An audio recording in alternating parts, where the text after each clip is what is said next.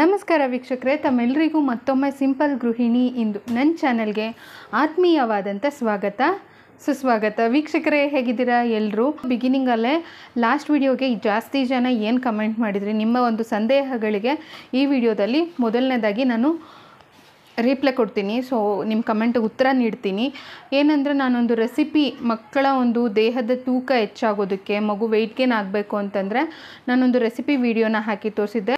ಅದರಲ್ಲಿ repeat ಆಗಿರೋವಂಥ comments ಏನಂತಂದರೆ, ಆಲೂಗಡ್ಡೆ ಕೊಟ್ಟರೆ ಮಗುಗೆ ಶೀತ ಆಗಲ್ವಾ ಅಂತೇಳಿ. ನಾನು ಆ ವಿಡಿಯೋದಲ್ಲಿ ಹೇಳಿರೋದು 6 ತಿಂಗಳು ತುಂಬಿ 7 ತಿಂಗಳು, ಅಂದರೆ 7 ತಿಂಗಳು 7 ಮಂತ್ಸು ನೀವು ಆಲ್ರೆಡಿ ಸಾಲಿಡ್ ಫುಡ್ಸನ್ನು ಇವಾಗ ಸ್ಟಾರ್ಟಿಂಗಲ್ಲಿ ಕೊಟ್ಟರೆ, ರಾಗಿ ಸರಿ ಅಥವಾ ಹೆಂಗೆ ಕೊಡ್ತೀವಿ ಅಂದರೆ ಮಕ್ಕಳಿಗೆ ತುಂಬ ಸ್ವಲ್ಪ ವಿಡಿಯೋ ಹಾಕಿದ್ದೀನಿ ನಾನು. 6 ತಿಂಗಳು ಮಕ್ಕಳಿಗೆ ಈ ಸಾಲಿಡ್ ಫುಡ್ಸನ್ನು ಶುರು ಮಾಡಬೇಕಾದ್ರೆ ಯಾವೆಲ್ಲ ಒಂದು ಟಿಪ್ಸನ್ನು ಫಾಲೋ ಮಾಡಬೇಕು ಅಂತೇಳಿ ಆ ವಿಡಿಯೋ ನೋಡಿರೋರು ಗೊತ್ತಿರುತ್ತೆ.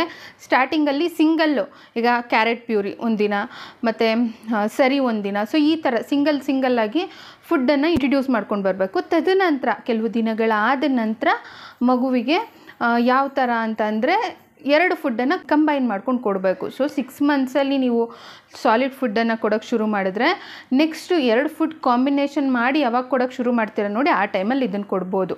ಸೊ ನಾನು ಅದಕ್ಕೆ ಹೇಳಿದ್ದು, ಆ 6+ ಮಂತ್ಸ್ ಅಂದರೆ 6 ತಿಂಗಳು ತುಂಬಿ 7 ತಿಂಗಳು ರನ್ನಿಂಗ್ ಆಗಬೇಕಾದ್ರೆ ನೀವು ಸಿಂಗಲ್ ಫುಡ್ಡನ್ನು ಕೊಟ್ಟು ರೂಢಿ ಆದಮೇಲೆ ನೆಕ್ಸ್ಟ್ ನೀವು ಕಂಬೈನ್ ಮಾಡಿ ಯಾವಾಗ ನೀವು ಫುಡ್ಸನ್ನು ಕೊಡೋಕ್ಕೆ ಶುರು ಮಾಡ್ತೀರಾ ಆವಾಗ ಈ ಒಂದು ಫುಡ್ಡನ್ನು ನೀವು ಕೊಡಬಹುದು. ಮತ್ತು ಆಲೂಗಡ್ಡೆ ಕೊಟ್ಟರೆ ಶೀತ ಆಗಲ್ವಾ? ಖಂಡಿತವಾಗ್ಲೂ ಆಗಲ್ಲ. ಅದೆಲ್ಲ ಒಂದು ಕಲ್ಪನೆ ಅಷ್ಟೇ. ಮತ್ತು ಆ ಥರ ಸೈಡ್ ಎಫೆಕ್ಟ್ಸ್ ಆಗುತ್ತೆ ಅನ್ನೋದಾದರೆ, ನಾನು ನನ್ನ ಯೋಹಿತನಿಗೆ ಅದನ್ನೆಲ್ಲ ನಾನು ತಿನ್ನಿಸಿ, ಅಂದರೆ ಇವಾಗ ದೊಡ್ಡವನಾಗಿದ್ದಾನೆ ಅಂತ ಅನ್ಬೋದು ನೀವು, ಅವ್ನು ಚಿಕ್ಕವನಿದ್ದಾಗ ಕೂಡ ನಾನು ಇದನ್ನೆಲ್ಲ ರೂಢಿ ಮಾಡಿದ್ದೀನಿ. ಸೊ ಅದಕ್ಕೆ ಅವ್ನು ಇವಾಗಲೂ ಕೂಡ ಎಲ್ಲ ಫುಡ್ಡನ್ನು ಮಕ್ಕಳಿಗೆ ಎಲ್ಲದನ್ನು ರೂಢಿ ಮಾಡಿಕೊಂಡು ಬರಬೇಕು. ಆಮೇಲೆ ಕೆಲವರು ಕೇಳಿದ್ರಿ ಸಕ್ಕರೆ ಹಾಕ್ಬೋದಾ ಅಂತೇಳಿ. ಸಕ್ಕರೆ ಮಕ್ಕಳಿಗೆ ಅವಶ್ಯಕತೆ ಇಲ್ಲ, ಅದೇನು ಹೆಲ್ತಿಗೆ ಒಳ್ಳೆಯದಲ್ಲ. ಸೊ ತಿನ್ನೋದಕ್ಕೆ ಟೇಸ್ಟ್ ಚೆನ್ನಾಗಿರುತ್ತೆ. ನೀವೇ ನೋಡಿದ್ರಿ ವಿಡಿಯೋ ಎಂಡಲ್ಲಿ, ಪಾಪು ಕೇಳಿ ನಂಗೆ ಇನ್ನೂ ಬೇಕು, ಇನ್ನೂ ನಾವು ಒಂದು ಬೌಲ್ ಆಗೋಷ್ಟು ಮಾತ್ರ ಮಾಡಿದ್ದಿದ್ದು, ಸೊ ಶೂಟ್ ಮಾಡಬೇಕು ಅಂಥೇಳಿ. ಸೊ ಮಕ್ಕಳು ಇಷ್ಟಪಟ್ಟು ಖಂಡಿತವಾಗ್ಲೂ ತಿಂತಾರೆ. ಮತ್ತು ಇನ್ನೂ ಒಂದು ಏನಂದರೆ, ವಾಯು ಆಗಲ್ವಾ ಮಗುಗೆ? ಆಲೂಗಡ್ಡೆ ಸ್ವಲ್ಪ ಗ್ಯಾಸಿ ಅಲ್ವಾ, ವಾಯು ಆಗಲ್ವಾ ಅಂಥೇಳಿ.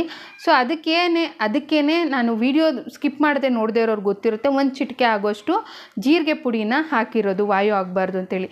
ಸೊ ಐ ಹೋಪ್ ಇವತ್ತಿನ ವಿಡಿಯೋದಲ್ಲಿ ನಿಮ್ಮ ಲಾಸ್ಟ್ ವಿಡಿಯೋದಲ್ಲಿ ಏನೆಲ್ಲ ಯಾರಿಗೆಲ್ಲ ಸಂದೇಹಗಳಿತ್ತು ಅವ್ರಿಗೆ ನಾನು ವಿಡಿಯೋದಲ್ಲೇ ರಿಪ್ಲೈ ಕೊಟ್ಟಿದ್ದೀನಿ ಅಂತ ಭಾವಿಸ್ತೀನಿ.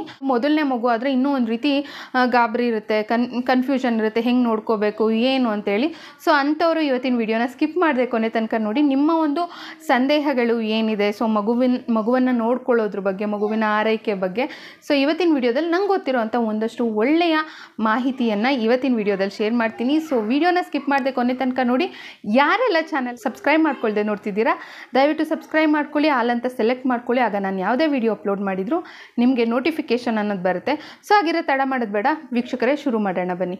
ಈಗಾಗಲೇ ಹೇಳ್ದಂಗೆ, ಮಗು ಅಂತಂದರೆ ಅದು 2ನೇ ಮಗು ಆದರೆ 1ನೇ ಮಗುನ ಸಾಕಿ ರೂಢಿ ಇರುತ್ತೆ. 1ನೇ ಮಗು ಆದರೆ ಮನಸ್ಸಿಗಿನ್ನ ಒಂದು ರೀತಿ ಭಯ, ಗಾಬರಿ, ಯಾವ ಥರ ನೋಡ್ಕೊಳ್ಳೋದು ಅಂಥೇಳಿ ಕೆಲವೊಂದು ಟಿಪ್ಸನ್ನು ನೀಡ್ತೀನಿ ನೋಡಿ. ಮೊದಲನೇದಾಗಿ, ಎಳೆ ಮಗುಗೆ ಮೇಯ್ನ್ ಮುಖ್ಯ ಫೀಡಿಂಗ್, ಹಾಲನ್ನು ಕುಡಿಸೋದು. ತಾಯಿ ಎದೆ ಹಾಲು ಅನ್ನೋದು ಮಗುವಿಗೆ ಅಮೃತ ಸಮಾನ. 2 ರಿಂದ 3 ಗಂಟೆ ಒಳಗೆ ಮಗುನ ಎಚ್ಚರ ಮಾಡಿ. ಮಗು ಎಚ್ಚರ ಆಗಲ್ಲ ಅಂತಂದರೆ ಇಲ್ಲಿ ಥರ ಹೀಗೆ ನಿಮ್ಮ ಬೆರಳಲ್ಲಿ ಹೀಗೆ ಮಾಡಿ, ಪಾದದ ಹತ್ರ ಹಿಂಗೆ ಮಸಾಜ್ ಮಾಡಿ. ಸೊ ಇಲ್ಲಿ ಮಾಡಿದ್ರೆ ಯೂಶ್ವಲಿ ಮಗು ಎಚ್ಚರ ಆಗುತ್ತೆ. ಸೊ ಈ ಒಂದು ಟಿಪ್ಪನ್ನು ನನಗೆ ಚಿನ್ಮಯ್ ಪಾಪು ಇದ್ದಾಗ ಹಾಸ್ಪಿಟಲಲ್ಲಿ ನರ್ಸ್ ಹೇಳ್ಕೊಡ್ತಿದ್ದಿದ್ದು. ಅವನು ಎದ್ದೊಳ್ತಾನೆ ಇರಲಿಲ್ಲ. ಅವ್ರೇನು ಮಾಡ್ತಾಯಿದ್ರು ಅಂತಂದರೆ, ಹೀಗೆ ಬೆರಳಲ್ಲಿ ಹಿಂಗೆ ಅನ್ನೋರಿಲ್ಲ, ಹಣೆ ಹತ್ರ ಹಿಂಗೆ ಸುಮ್ಮನೆ ಲೈಟಾಗಿ ಹಿಂಗೆ ಮಸಾಜ್ ಮಾಡಿದಾಗೆ. ಸೊ ಹಾಗೆ ಮಾಡಿದರೆ ಮಗುಗೆ ಎಚ್ಚರ ಆಗುತ್ತೆ. ಮತ್ತು ಕಾಲ್ಗೂ ಕೂಡ ಈ ಥರ ಇದು ಮಾಡಿ ಬೆರಳಲ್ಲಿ, ಪುಟಾಣಿ ಪಾಪು ಅಲ್ವಾ, ಸೊ ಎಚ್ಚರ ಆಗುತ್ತೆ. ತಪ್ಪದೆ ಮಗುಗೆ 2 ರಿಂದ 3 ಗಂಟೆಗೆ ಒಂದು ಸಲ ಎದೆ ಹಾಲನ್ನು ಚೆನ್ನಾಗಿ ಕುಡಿಸಿ. 2ನೇ ಟಿಪ್ ಏನು ಅಂತಂದರೆ, ಮಗುಗೆ ಹಾಲು ಕುಡಿಸಿದ್ಮೇಲೆ ನೀವು ಮರೀಲೇಬಾರ್ದಂಥ ಒಂದು ಮುಖ್ಯವಾದ ಒಂದು ಟಿಪ್ ಏನಂತಂದರೆ, ಮಗುಗೆ ತೇಗ್ಸೋದು, ಬರ್ಪಿಂಗ್. ಸೊ ಮಗುಗೆ ತೇಗಿಸ್ಬೇಕಾದ್ರೆ ಹೆಂಗೆ ತೇಗ್ಸೋದು? ಹೆಗ್ಲು ಮೇಲೆ ಹಾಕ್ಕೊಳ್ಳಿ. ಹೆಗ್ಲು ಮೇಲೆ ಮಗುನ ಹಾಕ್ಕೊಂಡು ಬೆನ್ನನ್ನು ನಿಧಾನಕ್ಕೆ ನೋಡಿ, ಹಿಂಗೆ ಮಗು ಇದು ಅಂತ ಅಂದ್ಕೊಂಡ್ರೆ, ಈಗ ಮಗುವಿನ ಬೆನ್ನ ಮೇಲೆ ಹೆಂಗೆ ಕೈ ಹಿಂಗೆ ಇಟ್ಕೊಬೇಕು, ಜೋರಾಗಿ ಹಿಂಗೆ ಪಟ ಹೊಡಿಯೋದಲ್ಲ, ನಿಧಾನಕ್ಕೆ ಹಿಂಗೆ. ಮಗುಗೆ ಏಟಾಗಲ್ಲ. ಹಿಂಗೆ ನೀವು ನಿಧಾನಕ್ಕೆ ಹಿಂಗೆ ನಿಧಾನಕ್ಕೆ ತಟ್ಟಬೇಕು. ಇಲ್ಲಾಂದರೆ ನೀವು ಹಿಂಗೆ ಬೆನ್ನನ್ನು ಹಿಂಗೆ ಸವರಿ, ಬೆನ್ನನ್ನು ಸವರಿ. ಸೊ ಆವಾಗ ಕೂಡ ಮಗು ತೇಗುತ್ತೆ. ಮಗು ಹಾಲು ಕುಡಿಸಿದ್ಮೇಲೆ ತೇಗ್ಸೋದ್ರಿಂದ ಮಗು ಹಾಲು ಕುಡ್ದಿರುತ್ತಲ್ಲ ಅದನ್ನು ಚೆನ್ನಾಗಿ ದಕ್ಕಿಸ್ಕೊಳ್ಳುತ್ತೆ. ಮತ್ತು ಮಗು ಕಕ್ಕೋದು ಈ ಥರದನ್ನೆಲ್ಲ ಕೆಲವೊಂದು ಸಮಸ್ಯೆಗಳು, ಚಿಕ್ಕ ಪುಟ್ಟ ಸಮಸ್ಯೆಗಳನ್ನು ತಡೆಗಟ್ಟಬಹುದು. ಅದಕ್ಕೆ ಡಾಕ್ಟರ್ ಹೇಳೋದು ಮಗುಗೆ ಹಾಲು ಕುಡಿಸಿದ್ಮೇಲೆ ತೇಗ್ಸೋದನ್ನು, ಬರ್ಪಿಂಗ್ ಮಾಡೋದನ್ನು ಮರಿಬೇಡಿ ಅಂತ ಹೇಳಿ. ಸೊ ಹಾಗಿದ್ರೆ ನೆಕ್ಸ್ಟ್ ಮುಂದಿನ ಟಿಪ್ ಯಾವುದು ಅಂತಂದರೆ ಮಗುನ ಎತ್ಕೊಳ್ಳೋದು. ಸೊ ಅದು ತುಂಬಾ ಮುಖ್ಯ ಆಗುತ್ತೆ. ಇವಾಗ ಹಾಲು ಕುಡಿಸ್ಬೇಕು ಅಂದರೆ ಹಾಲು ಕುಡಿಸ್ಬೇಕಾದ್ರೆ ತನ್ನದೇ ಆದ ಒಂದು ಪೊಸಿಷನಲ್ಲಿ, ಕರೆಕ್ಟಾದ ಪೊಸಿಷನಲ್ಲಿ ಬ್ರೆಸ್ಟ್ ಫೀಡ್ ಮಾಡೋದ್ರಿಂದ ಮಗುವಿಗೆ ಗ್ಯಾಸಿ ಆಗೋದು, ಸೊ ಈ ಥರದ ಸಮಸ್ಯೆಗಳನ್ನು ತಡೆಗಟ್ಟಬಹುದು. ಈಗ ಮಗುಗೆ ಬರ್ಪಿಂಗ್ ಮಾಡೋದ್ರಿಂದ ಕೂಡ ಉಪಯೋಗ. ಅದೇ ರೀತಿ ಮಗುನ ಎತ್ಕೋಬೇಕಾದ್ರೆ ವೀಕ್ಷಕರೇ, ಮಗುವಿನ ಹೆಡ್ಡಿಗೂ ಅಂದರೆ ತಲೆಗೂ ಮತ್ತು ಬೆನ್ನಿಗೂ ಸಪೋರ್ಟ್ ಇರೋ ಥರ ಕೈ ಕೊಟ್ಟು, ಇಲ್ಲಿ ನೆಕ್ಕಿಂದೆ ಕೈ ಕೊಟ್ಟು ಮಗುನ ಎತ್ಕೋಬೇಕಾಗುತ್ತೆ. ಯಾಕೆ ಮಗುಗೆ ಅಂದರೆ ಕತ್ತಿ ಇನ್ನೂ ನಿಂತಿರಲ್ವಲ್ಲ, ಸೊ ಅದಕ್ಕೋಸ್ಕರ ಮಗು ಕತ್ತಿಗೂ ಮತ್ತು ಈ ಬಾಡಿ ಪಾರ್ಟ್ ಹತ್ರ ಇನ್ನು ಕತ್ತಿನ ಭಾಗಕ್ಕೆ ತಲೆಗೂ ಮತ್ತು ಬೆನ್ನಿಗೂ ಸಪೋರ್ಟ್ ಇರೋ ಥರ ಕೈ ಈ ಥರ ನೋಡಿ, ಈ ಥರ ಕೈ ಸಪೋರ್ಟ್ ಕೊಟ್ಟು ಎತ್ಕೋಬೇಕು ಮಗುನ. ಯಾಕೆ ಆ ಥರ ಅಂತಂದರೆ ಮಗುಗೆ ಏನಾದ್ರು ಇನ್ ಕೇಸ್ ಕತ್ತಿ ಏನಾದ್ರು ಉಳುಕ್ಬಿಟ್ರೆ ಆ ಟೈಮಲ್ಲಿ, ನಾನು ಒಂದು ಮಗುನೂ ಕೂಡ ಈ ನನ್ನ ಒಂದು ಅನುಭವವನ್ನು ಹೇಳೋದಾದರೆ, ಆ ಮಗು ಚಿಕ್ಕ ಪಾಪು ಇದ್ದಾಗ ಕತ್ತನ್ನು ಸರಿಯಾಗಿ ಏನಕ್ಕೆ ಎತ್ಕೋಬೇಕಾದ್ರೆ ಹುಷಾರಾಗಿ ಎತ್ಕೊಳ್ಳಿ ಅಂತಾರೆ ಅಂದರೆ, ಆ ಮಗುನ ಎತ್ಕೋಬೇಕಾದ್ರೆ ಒಂದು ಸ್ವಲ್ಪ ಅವರು ಮಿಸ್ಟೇಕನ್ನು ಮಾಡಿ, ಅಂದರೆ ಯಾರೂ ಹೆದರ್ಕೋಬೇಡಿ, ಮಗು ಕತ್ತು ಉಳುಕ್ಬಿಟ್ಟಿದೆ, ಸೊ ಇನ್ನೂ ನಿಂತಿರಲಿಲ್ಲ. ಸೊ ಮಗು ಕತ್ತು ಉಳುಕಿರೋದ್ರಿಂದ ಆ ಮಗುವಿನ ಕತ್ತು ಹೀಗೆ ವಾಲಿದಾಗೆ ಆಗಿಬಿಟ್ಟಿತ್ತು. ಸೊ ಆ ಥರ ಯಾರಿಗೂ ಆಗಬಾರ್ದು ಅಂತೇಳಿ ಅಷ್ಟು ಸೂಕ್ಷ್ಮವಾಗಿ ಈ ತೊಂದರೆ ಆಗಲ್ಲ. ಬಟ್ ಆದರೂ ಕೂಡ prevention is better than cure ಅಂತ ಹೇಳ್ತಾರೆ. ನಮ್ಮ ಹುಷಾರಲ್ಲಿ ನಾವಿರಬೇಕು. ಮಗುನ ಎತ್ಕೋಬೇಕಾದ್ರೆ ಈ ಥರ ಸಪೋರ್ಟ್ ಕೊಟ್ಟು ಎತ್ಕೊಳ್ಳಿ ವೀಕ್ಷಕರೇ, ಇದೊಂದು ಟಿಪ್. ನೆಕ್ಸ್ಟು ಎಳೆಯ ಮಗು ಅಂತಂದರೆ ಇನ್ನೊಂದು ಮುಖ್ಯವಾದ ವಿಷಯ ಅಂದರೆ ಹೊಕ್ಕಳು ಬಳ್ಳಿ.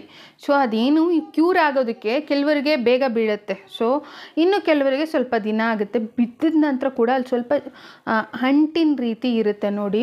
ಆ ಹೊಕ್ಕಳು ಬಳ್ಳಿ ಇನ್ಫೆಕ್ಷನ್ ಆಗದೆ ಇರೋ ಥರ ನೋಡ್ಕೋಬೇಕು. ಇನ್ಫೆಕ್ಷನ್ ಆಗದೆ ಇರೋ ಥರ ನೋಡ್ಕೋಬೇಕು ಅಂತಂದರೆ ಹೈಜೀನನ್ನು ಕಾಪಾಡಬೇಕು. ಅಂದರೆ ಆದಷ್ಟು ಡ್ರೈ ಆಗಿಟ್ಟಿರಬೇಕು. ಆ ಜಾಗಕ್ಕೆ ಬಟ್ಟೆ ಎಲ್ಲ ತಾಕೋ ಥರ, ಅಂದರೆ ಕಂಫರ್ಟಬಲ್ ಆಗಿರೋ ಬಟ್ಟೆಗಳನ್ನು ಹಾಕಬೇಕು. ಮಗುಗೆ ಆದಷ್ಟು ಕ್ಲೀನಾಗಿ ಇಟ್ಟಿರಬೇಕು ಮತ್ತು ಡ್ರೈ ಆಗಿಟ್ಟಿರಬೇಕು. ಎಷ್ಟು ನೀಟಾಗಿ ನೋಡ್ಕೊತೀವಿ ನೋಡಿ, ಅಷ್ಟು ಬೇಗ ಗಾಯ ಅನ್ನೋದು, ಆ ಹೊಕ್ಕಳು ಬಳ್ಳಿ ಅನ್ನೋದು ಒಣಗುತ್ತೆ. ಸೊ ಇದು ಕೂಡ ಒಂದು ಟಿಪ್. ನೆಕ್ಸ್ಟ್ ಟಿಪ್ ಏನಂತಂದರೆ, ಮಗು ಅಂತಂದರೆ ಇವಾಗ ಚೆನ್ನಾಗಿ ಹಾಲು ಕುಡಿಯುತ್ತೆ, ಅಂದರೆ ಬ್ರೆಸ್ಟ್ ಫೀಡ್ ಮಾಡ್ತೀರಾ ಚೆನ್ನಾಗಿ ಮಲಗಿದ ಕಡೆ, ಪುಟ್ಟ ಮಗು ಅಲ್ವಾ, ಪದೇ ಪದೇ ಸೂಸು ಮಾಡೋದು, ಪಾಟಿ ಮಾಡೋದು ಇದು ಕಾಮನ್. ಮಗು ಆ ರೀತಿ ಮಾಡಿದ ತಕ್ಷಣ ನೀವೇನಾದ್ರು ಡೈಪರ್ಸ್ನೆಲ್ಲ ಯೂಸ್ ಮಾಡ್ತೀರಾ ಅಂತಂದರೆ ಆಗಾಗ ನೋಡಿಕೊಂಡು ಚೇಂಜ್ ಮಾಡ್ತೀರಿ. ಹೈಜೀನ್ ಆಗಿರೋದು ತುಂಬಾ ಮುಖ್ಯ ಆಗುತ್ತೆ. ಅಥವಾ ಬೆಸ್ಟ್ ಅಂತಂದರೆ ಕಾಟನ್ ಬಟ್ಟೆಗಳನ್ನು ಕಟ್ತೀರಾ, ಮಗು ಕಚ್ಚೆ ಬಟ್ಟೆಗಳನ್ನ ಕಟ್ತೀರಾ. ಸೊ ನನಗೆ ಕಚ್ಚೆ ಬಟ್ಟೆ ನಿಮಗೂ ಇನ್ಸ್ಟೆಂಟಾಗಿ ಯಾವ ಥರ ಮಾಡ್ಕೋಬಹುದು ಅಂತ ಕೂಡ ಬೇಕಿದ್ರೆ ಕಮೆಂಟ್ ಮಾಡಿ, ವಿಡಿಯೋ ಮಾಡಿ ತೋರಿಸ್ತೀನಿ. ಸ್ಟಿಚ್ ಮಾಡ್ಕೊಳ್ಳೋದು ಹೇಗೆ ಅಂತ ಬೇಕಿದ್ರು ಕಮೆಂಟ್ ಮಾಡಿ, ವಿಡಿಯೋ ಮಾಡಿ ತೋರಿಸ್ತೀನಿ. ಯೋಹಿತಂಗೆ ನಾನೇ ಹೊಲ್ಕೊಂಡಿದ್ದೆ, ಸೊ ಅದೊಂದು ನೆನಪಾಯಿತು ನನಗೆ. ಸೊ ಕಚ್ಚೆ ಬಟ್ಟೆಗಳನ್ನ ಕಟ್ಟಿ ನೀವು ಬಾಣಂತಿ ರೂಮ್ ಅಂತ ಏನಿರುತ್ತೆ, ಸೊ ಅಲ್ಲಿ ಒಂದು 2 ಸಪ್ರೇಟ್ ಸ್ಮಾಲ್ ಬಕೆಟ್ಗಳನ್ನ ಅಥವಾ ಒಂದು ಬಾಕ್ಸಸ್ನ ಇಟ್ಕೊಳ್ಳಿ. ಒಂದರಲ್ಲಿ ಪಾಟಿ ಮಾಡಿದ ಬಟ್ಟೆಗಳನ್ನ ಹಾಕಿ, ಇನ್ನೊಂದರಲ್ಲಿ ಮಗು ಸೂಸು ಮಾಡಿದ ಬಟ್ಟೆಗಳನ್ನ ಹಾಕಿ ಸಪ್ರೇಟ್ ಇಟ್ಟಿರಿ. ಸೊ ಅದನ್ನು ಆವಾಗವಾಗ ಬಾಣಂತನ ಮಾಡೋರು ತಾಯಿಯರು ಯಾರಾದರೂ ಇದ್ದರೆ ಆವಾಗವಾಗ ಕೊಟ್ಟರೆ, ಮಗು ಇಷ್ಟಿಷ್ಟೇ ಮಾಡ್ತಿರುತ್ತಲ್ಲ, ಸೊ ವಾಶ್ ಮಾಡೋದಕ್ಕೆ ಅವ್ರಿಗೂ ಕೂಡ ಸಪ್ರೇಟಾಗಿ ಇಟ್ಟರೆ ಬೇಗ ಈಸಿಯಾಗಿ ಕ್ಲೀನ್ ಮಾಡ್ಬೋದು ಅಂತ ಹೇಳಿ. ಸೊ ಈ ಥರ ಹೈಜೀನನ್ನು ಕಾಪಾಡಿ. ಮತ್ತು ಮಗು ಸುಸು ಮಾಡಿದ್ದೆ, ಪಾಟಿ ಮಾಡಿದ್ದೆ ಅಂದಿದ ತಕ್ಷಣ ಕ್ಲೀನ್ ಮಾಡಬೇಕು. ಸೊ ಅದು ನಿಮಗೆ ಮುಂದಕ್ಕೆ ಒಳ್ಳೆಯದಾಗುತ್ತೆ. ಯಾಕೆಂದರೆ ಮಗುಗೂ ಕೂಡ ಕೆಲವರು ಇವಾಗ ಡೈಪರ್ ಹಾಕಿ ಬಿಟ್ಬಿಟ್ಟಿರ್ತಾರೆ, ಮಗು ಸುಸು ಮಾಡಿದೆ ಮಾಡ್ಕೊಳ್ಳಿ ಬಿಡು ಅಂಥೇಳಿ. ಅದಕ್ಕೊಂದಿಷ್ಟು ಅವರ್ಸ್ ಅಂತ ಇರುತ್ತೆ. ಕೆಲವು ಮಕ್ಳಿಗೆ ಅದೇ ರೂಢಿ ಆಗಿಬಿಟ್ಟಿರುತ್ತೆ, ಅವು ಚಡ್ಡಿಲೇ ಮಾಡ್ಕೊಳ್ಳೋದು, ದೊಡ್ಡವರಾದರೂ ಬೆಡ್ ಮೇಲೆ ಸುಸು ಮಾಡ್ಕೊಳ್ಳೋದು. ಸೊ ಈ ಥರ ಎಲ್ಲ ಆಗುತ್ತೆ. ಸೊ ಅದಕ್ಕೋಸ್ಕರ ಮತ್ತು ಇನ್ಫೆಕ್ಷನ್ ಆಗೋದು, ಮಗು ಚರ್ಮ ಇನ್ನೂ ಸೂಕ್ಷ್ಮ ಅಲ್ವಾ, ಆ ಸಂದುಗಳು, ಚರ್ಮದ ಸಂದುಗಳಲ್ಲಿ ಸೆಂಟ್ಕೊಳ್ಳೋದು, ಸೊ ಈ ಥರ ಎಲ್ಲ ಆಗುತ್ತೆ. ಸೊ ಆ ಜಾಗಗಳಲ್ಲಿ ಕೆಂಪಗೆ ಚರ್ಮ ಸಂತ್ಕೊಂಡಂಗೆ ಆಗೋದು ಅಂತಾರೆ ನಮ್ಮ ಕಡೆ ಎಲ್ಲ. ಕೆಂಪಗೆ ರ್ಯಾಷಸ್ ಆಗುತ್ತೆ, ಕೆಲವರಿಗೆ ಅಲರ್ಜಿ ಆಗುತ್ತೆ. ಈ ಥರ ಆಗಬಾರ್ದು ಅಂದರೆ ನೀವು ಹೈಜೀನನ್ನು ಕಾಪಾಡಬೇಕು. ಇದೆಲ್ಲ ಒಂದು ಟಿಪ್ಪಾರೆ. ಇನ್ನೊಂದು ಮಗುವಿನ ಒಂದು ಆಯಿಲ್ ಮಸಾಜ್. ನೀವು ಮಗುಗೆ ಅಟ್ಲೀಸ್ಟ್ ವಾರಕ್ಕೆ 1-2 ಬಾರಿ ಆದರೂ ಎಣ್ಣೆ ಸ್ನಾನ ಮಾಡಿಸಿ, ಎಣ್ಣೆನ ಹಚ್ಚಿ ಮಗುಗೆ, ನೀವು ಬೇಸಿಗೆ ಕಾಲದಲ್ಲಿ ಯಾವ ಥರ ಎಣ್ಣೆ ಚೂಸ್ ಮಾಡ್ಕೊಳ್ಳೋದು ಅಥವಾ ಚಳಿಗಾಲದಲ್ಲಿ ಯಾವ ಥರ ಅಂತ ಹೇಳಿ ವಿಡಿಯೋ ಹಾಕಿದ್ದೀನಿ. ಇಲ್ಲಾಂದರೆ ನೀವು ಬೇಬಿ ಆಯಿಲ್ನು ಕೂಡ ಹಚ್ಚಬಹುದು. ಸೊ ನಿಮ್ಗೆ ಯಾವ್ದು ಕಂಫರ್ಟಬಲ್ ಇದೆ ಸೊ ಆ ಎಣ್ಣೆನೇ ಚೂಸ್ ಮಾಡ್ಕೊಳ್ಳಿ. ನಿಮ್ಮ ಮಗುಗೆ ಯಾವ್ದು ಸೆಟ್ ಆಗುತ್ತೆ ಆ ಎಣ್ಣೆನ ಹಾಕಿ ಚೆನ್ನಾಗಿ ಮಸಾಜ್ ಮಾಡಿ ಮಗುಗೆ. ಸ್ನಾನ ಮಾಡಿಸ್ಬೇಕಾದ್ರೂ ಅಷ್ಟೇ ಸ್ವಲ್ಪ ಹುಷಾರಾಗಿ ಜಾಗರೂಕತೆಯಿಂದ ನೋಡಿಕೊಂಡು ಮಾಡಿಸೋದು. ಇವಾಗ ಯಾರು ಕೂಡ ಅಷ್ಟೇ ನಾವು ತುಂಬ ಪರ್ಫೆಕ್ಟ್ ಅಂತ ಏನು ಭಯ ಅನ್ನೋದಿರುತ್ತೆ ಸ್ಟಾರ್ಟಿಂಗಲ್ಲಿ, ಹೇಗಪ್ಪ ನೋಡ್ಕೊಳ್ಳೋದು, ಯಾರೂ ಇಲ್ಲ ಅಂತನ್ನೋರು. ಬಟ್ ನೋಡ್ಕೊಳ್ತಾ ರೂಢಿ ಆಗುತ್ತೆ. ಹಾಗೆ ಒಂದು ಧೈರ್ಯ ಮಾಡಬೇಕು ಮಕ್ಕಳನ್ನ ಸಾಕಬೇಕಾದ್ರೆ. ಆಮೇಲೆ ಧೈರ್ಯ ಅನ್ನೋದು ಮಾಡಬೇಕು ಮಕ್ಕಳನ್ನ ಸಾಕೋದಕ್ಕೆ. ಆ ಧೈರ್ಯ ಮಾಡಿ ನೀವು ಮಗುನ ಸಾಕಿದ್ರೆ ಅಂದ್ಕೊಳ್ಳಿ, ನಿಮಗೆ ಒಂದು ಕಾನ್ಫಿಡೆನ್ಸ್ ಬರುತ್ತೆ, ಒಂದು ಖುಷಿ ಅನ್ನೋದಿರುತ್ತೆ. ಸೊ ಮಗುಗೆ ಸ್ನಾನ ಮಾಡಿಸ್ಬೇಕಾದ್ರೂ ಕೂಡ ಸ್ವಲ್ಪ ಕೇರ್ಫುಲ್ಲಾಗಿ ನೋಡಿಕೊಂಡು ಮಾಡಿಸಿ. ಈ ಮಸಾಜ್ ಮಾಡ್ಕೊಂಡು ಹಿಂಗೆ ಒತ್ತಿ ನೀರನ್ನು ಹಾಕಿ ಸ್ನಾನ ಮಾಡಿಸೋದು. ಸೊ ಇದೆಲ್ಲ ಹೇಗೆ ಸ್ನಾನ ಮಾಡಿಸೋದು ಅಂತೆಲ್ಲ ಡೌಟ್ ಇರೋರು ನನ್ನ ಹೈ ಕಾರ್ಡ್ ಮತ್ತು ಎಂಡ್ ಸ್ಕ್ರೀನಲ್ಲೆಲ್ಲ ವೀಡಿಯೋಗಳನ್ನು ಕೊಟ್ಟಿರ್ತೀನಿ, ನೋಡಿ ವೀಕ್ಷಕರೇ. ಇವಾಗ ನವಜಾತ ಶಿಶುವಿನ ಆರೈಕೆ, ಪುಟಾಣಿ ಮಗುವಿನ ಆರೈಕೆ ವಿಷಯದಲ್ಲಿ ತುಂಬಾ ಮುಖ್ಯ ಆಗೋದು, ನೀವು ಎಳೆ ಬಿಸಿಲಲ್ಲಿ ಮಗುನ ಕಾಯಿಸಿ. ಅಂದರೆ ನೀವು ಹೊರಗಡೆ ಹೋಗೋಕ್ಕಾಗಲ್ಲ ಅಂದರೂ ಕಿಟಕಿಯಿಂದ ಬರುತ್ತಲ್ಲ ಬೆಳಗ್ಗೆ ಹೊತ್ತು ಎಳೆ ಬಿಸಿಲು, ಒಂದು 8 ಗಂಟೆ ಮುಂಚೆ, ಅಂದರೆ ಬೆಳಗ್ಗೆ ಹೊತ್ತು ಸೂರ್ಯನ ಒಂದು ಬಿಸಿಲು ಏನು ಬರುತ್ತೆ ಲೈಟಾಗಿ ಮೈಲ್ಡಾಗಿರುತ್ತೆ ನೋಡಿ. ಸಂಜೆನೂ ಅಷ್ಟೇ ಸೂರ್ಯ ಮುಳುಗಬೇಕಾದ್ರೆ ಸೊ ಲೈಟಾಗಿ ಬರುತ್ತೆ ನೋಡಿ, ಆ ಥರ ಬಿಸಿಲಲ್ಲಿ, ತುಂಬ ಉರಿಯೋ ಬಿಸಿಲಲ್ಲ.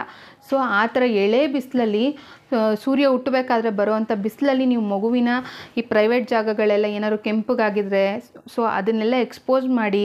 ಮತ್ತು ಮಕ್ಳಿಗೆ ಜಾಂಡೀಸ್ ಇದ್ರೂ ಕೂಡ ನೀವು ಎಳೆ ಬಿಸಿಲಲ್ಲಿ ಕಾಯಿಸೋದ್ರಿಂದ ಒಳ್ಳೆಯದು. ಎಳೆ ಬಿಸಿಲಿಂದ ಮಕ್ಕಳು ವಿಟಮಿನ್ ಡಿ ಸಿಗುತ್ತೆ, ತುಂಬಾ ಒಳ್ಳೆಯದು ವೀಕ್ಷಕರೇ. ಈ ಒಂದು ಟಿಪ್ಪನ್ನು ಕೂಡ ಪ್ರತಿದಿನ ಫಾಲೋ ಮಾಡಿ. ಮಗು ಅಂತಂದರೆ ಹೆಂಗಂದ್ರೆ ಹಂಗೆ ಎತ್ಕೊಂಡು ಆಡಿಸೋದಲ್ಲ. ಸೊ ಮಗುನ ಎತ್ಕೋಬೇಕಾದ್ರೆ ಜೋಪಾನವಾಗಿ ನೋಡ್ಕೊಳ್ಳಿ. ಮತ್ತು ಕೆಲವರು ಹಿಂಗೆ ಮೇಲಕ್ಕೆ ಎತ್ತಾಡಿಸೋದು ಸೊ ಆ ಥರ ಎಲ್ಲ ಮಾಡೋಕ್ಕೆ ಹೋಗ್ಬೇಡಿ. ಎಳೆ ಮಕ್ಕಳನ್ನ ಸ್ವಲ್ಪ ಜಾಗರೂಕತೆಯಿಂದ ನೋಡ್ಕೊಳ್ಳಿ. ಮಗುವಿನ ಇಂಟರ್ನಲ್ ಆರ್ಗನ್ಸ್ ಎಲ್ಲ ಅಷ್ಟು ಡೆವಲಪ್ ಆಗಿರೋಲ್ಲ, ಹೆಂಗಂದ್ರೆ ಹಂಗೆ ಆಡಿಸೋದು ಸೊ ಆ ಥರ ಎಲ್ಲ ಮಾಡೋಕ್ಕೆ ಹೋಗ್ಬೇಡಿ. ಮತ್ತು ಸ್ವಲ್ಪ ಹೈಜೀನನ್ನು ಕಾಪಾಡಿ. ಇವಾಗೆಲ್ಲ ಏನಂತಂದರೆ ಇನ್ಫೆಕ್ಷನ್ಗಳಾಗೋದು ಜಾಸ್ತಿ. ಸ್ವಲ್ಪ ಆದಷ್ಟು ಕೈ ತೊಳೆದು ಮಗುನ ಎತ್ಕೊಳ್ಳೋದು ಹೊರಗಡೆಯಿಂದ ಬಂದವರು. ಸೊ ಈ ಥರ ಒಂದಷ್ಟು ಟಿಪ್ಸ್ಗಳನ್ನ ಫಾಲೋ ಮಾಡಿ.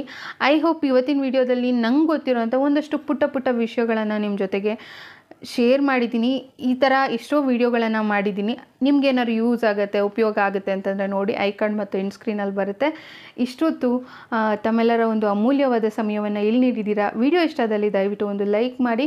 ಮುಂದಿನ ವಿಡಿಯೋದಲ್ಲಿ ನಿಮ್ಗೆ ಯಾರಾದರೂ ಬಾಣಂತಿ ತಾಯಿಯರು ಗೊತ್ತಿದ್ದರೆ, ನಾವು ಸಿಂಗಲ್, ನಮ್ಗೆ ಯಾರು ಬಾಣಂತನ ಮಾಡೋರಿಲ್ಲ, ಸೊ ನನ್ನ ಮಗು ನಾನೇ ನೋಡ್ಕೋಬೇಕು ಅನ್ನೋ ತಾಯಿಯರು ಯಾರಾದರೂ ಇದ್ದರೆ ಸೊ ಅವ್ರಿಗೆ ಈ ವಿಡಿಯೋ ಉಪಯೋಗ ಆಗುತ್ತೆ ಅಂತ ಅನ್ಸಿದ್ರೆ ಶೇರ್ ಮಾಡಿ. ಮುಂದಿನ ವಿಡಿಯೋದಲ್ಲಿ ಆದಷ್ಟು ಬೇಗ ನಾನು ಮತ್ತೆ ಬರ್ತೀನಿ. ಅಲ್ಲಿವರೆಗೂ ತಮ್ಮೆಲ್ಲರಿಗೂ ತುಂಬು ಹೃದಯದ ಧನ್ಯವಾದಗಳು. Thank you all, thank you so much.